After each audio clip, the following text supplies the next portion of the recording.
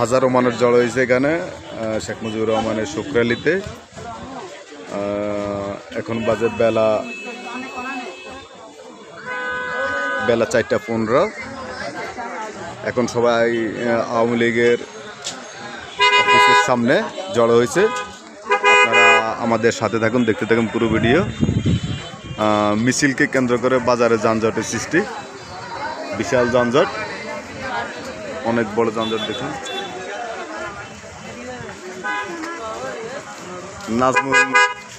নাজমুল সাহেব যে জিনিসগুলো লক্ষ্য করতেছে সেটা হচ্ছে প্রতিবেশীদেরকে অনেক বেশি লক্ষ্য করতেছে উনি।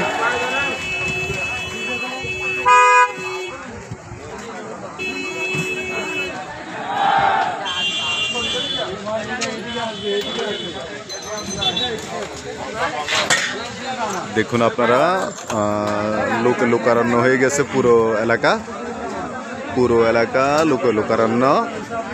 শেখ মুজিবুর, আবারও বলছি আপনাদেরকে, বঙ্গবন্ধু শেখ মুজিবুর রহমানের মৃত্যুবার্ষিকীতে শোক র্যালি চলতেছে আজকে।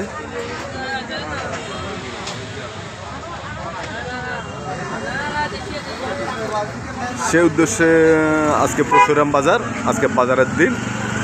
আমি আছি ফেনী পরশুরাম উপজেলা, পরশুরাম বাজারের সামনে।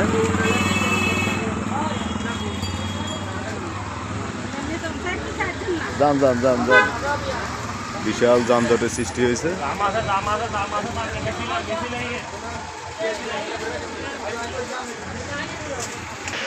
আমাদের শফিক ভাই যাচ্ছে, দাঁতের চিকিৎসক। ওনাকে জিজ্ঞেস করলাম ভাই আমরা কীভাবে যাবেন, উনি বললো আমি যেতে পারবো। উনি চলে যাচ্ছেন। আমাদের সাথে আছেন জনপ্রিয় সাংবাদিক জনাব নাজমুল হাসান সাহেব, এবং আমরা কিছুক্ষণ পরে তার মতামত ব্যক্ত করব আপনাদের সামনে।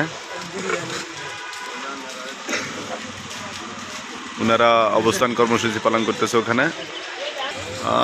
সবাই অবস্থান কর্মসূচির পর সবাই এদিকে আসতেছে, স্টেপ বাই স্টেপ সবাই আসতেছে। আপনাদেরকে আমি আবারও বলছি, এটা বঙ্গবন্ধু মৃত্যুবার্ষিকী উপলক্ষে শোক র্যালি কর্মসূচি। শোক র্যালিতে আপামর জনতা দলে দলে যোগদান করেছে।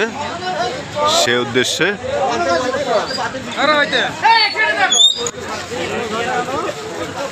আপামর জনতা যোগদান, বঙ্গবন্ধু শেখ মুজিবুর রহমানের শোক র্যালি। আপনাদেরকে আমি আবারও বলছি,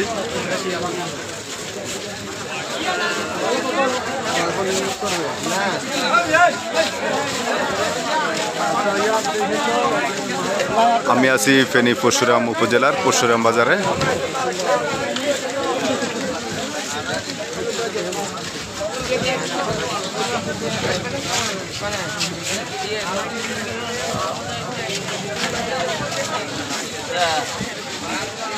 দলমত নির্বিশেষে বঙ্গবন্ধু শেখ মুজিবুর রহমানের শোক র্যালিতে সবাই অংশগ্রহণ করেছে, বয়োজ্যেষ্ঠ থেকে শুরু করে কিশোর কিশোরী সবাই।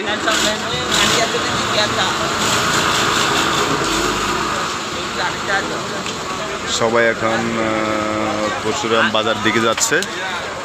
আপনাদেরকে আজকে এই পর্যন্ত ভিডিও দিতে আমি সক্ষম হয়েছি। পরবর্তী কোনো অনুষ্ঠানে ভিডিও দিতে আপনাদেরকে আমি চেষ্টা করবো। আসসালামু আলাইকুম।